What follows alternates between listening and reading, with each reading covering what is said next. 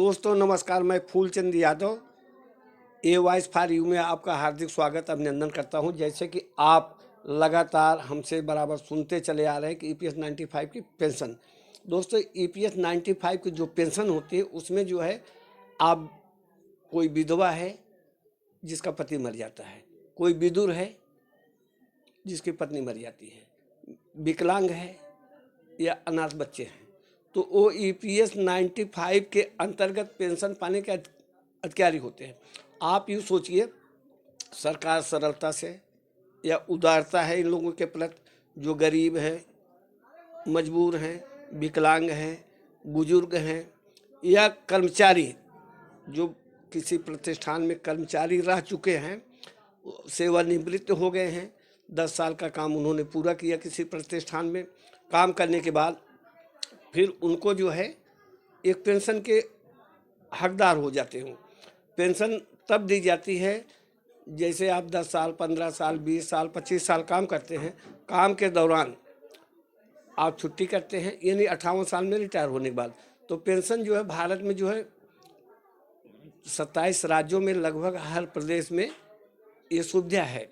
लेकिन आज EPS 95 का मामला है जो एम्प्लॉय पेंशन स्कीम पर ज़्यादा जनता को भी परेशानी है, वृद्धजनों को भी परेशानी है और सरकार को भी परेशानी है। सरकार को देने में परेशानी है और वृद्धजनों को लेने में परेशानी है। आज आप मानिए कि वृद्धजनों के पेंशन जो है 1000 रुपये तक मिलता है।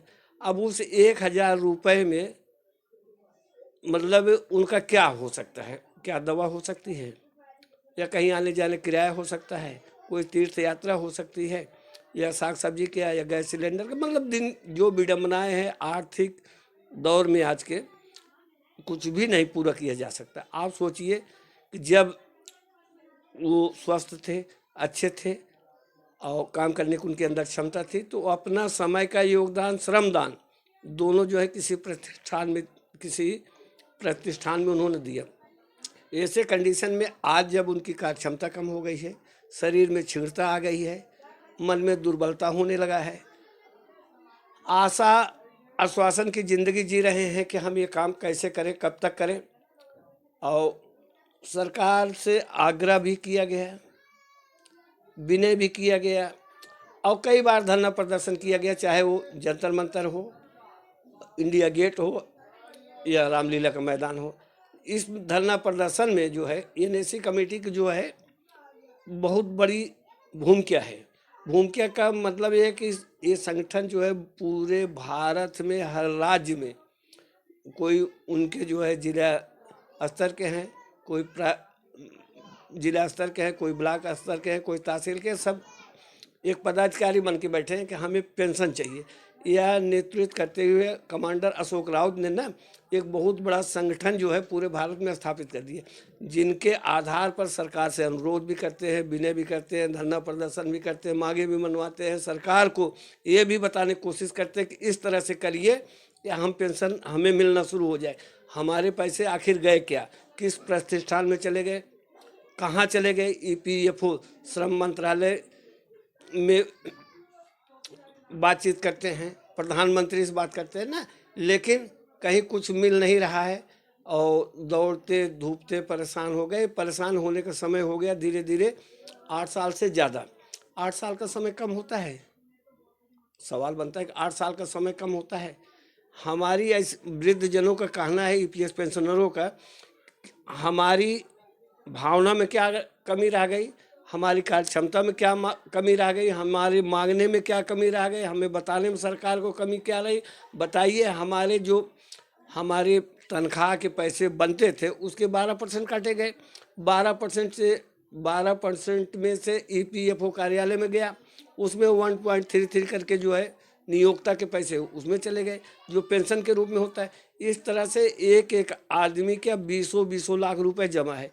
अब पेंशन पाने के जो हकदार हैं, जो लड़ाई कर रहे हैं, धरना प्रदर्शन कर रहे हैं, उनकी संख्या इस समय पूरे भारत में 75 लाख है। अब जबकि साल में 2-3 लाख लोग जो है स्वर्गीय भी हो जाते हैं। तो दोस्तों ये विडम्बना की बात है कि अपने ही पैसे के लिए सरकार से जो है आंदोलन करना पड़ पाए। आप सरकार के सामने जो है ऐसी परिस्थिति आ गई है कि हम कैसे करें। ऊपर देखें तो आसमान, नीचे देखें तो पाताल। सरकार करे क्या? वृद्ध जनों के लिए जो मैं आवाज़ उठाता हूँ, आपको बताता हूँ, कोई नई अपडेट आए। अब आप बताइए, लोग बताने में भी शर्म महसूस करते हैं कि हमें 1000 रुपये से कम मिलती है, 840 रुपये पेंशन मिलती है, 1000 रुपये मिलती है, 1200 रुपये मिलती है। इतने कम पैसे में क्या किसी गुजारा हो सकता है क्या? हम तो नहीं मान चलते किसी गुजारा हो जाएगा। हाँ, ओस चाट कर, ओस जानते हैं ना, जो रात भर जो है मौसम, वो सुबह पौधों पर पानी दिखाई देता है, ओस चाट कर क्या प्यास बुझाई जा सकती है?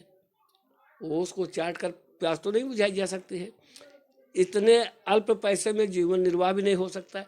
सरकार को चाहिए कि इनके जीवन को सरल सरस बनाए रखने के लिए, अच्छे तरह से स्वाभिमान और प्रतिष्ठा के साथ जीने के लिए, इसलिए कि इन्होंने योगदान दिया है, ये उसके हकदार हैं। जब 1995 में विधेयक लाया गया कि पेंशन दिया जाएगा, एम्प्लॉय पेंशन स्कीम, एक उचित पेंशन दिया जाएगा, उसी की डिमांड करने के लिए आज जो है भारत के सभी ईपीएफओ कार्यालय पर प्रदर्शन कर दिया जाता है। कभी जो है लोक श्रम मंत्री से मिलते हैं, कभी प्रधानमंत्री से मिलते हैं, कभी ईपीएफओ कार्यालय में बैठ कर के जो है 20 बार बैठकें करते हैं। लेकिन दोस्तों बताओ, आशा और आश्वासन की ज़िंदगी हो गई है। हाँ, अब हो जाएगा, तब हो जाएगा। लेकिन जो अपडेट आ रही है कि सरकार नहीं मानती है, तो सरकार के सामने एक बहुत बड़ी चुनौती होगी।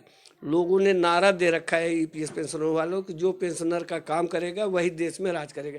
भाई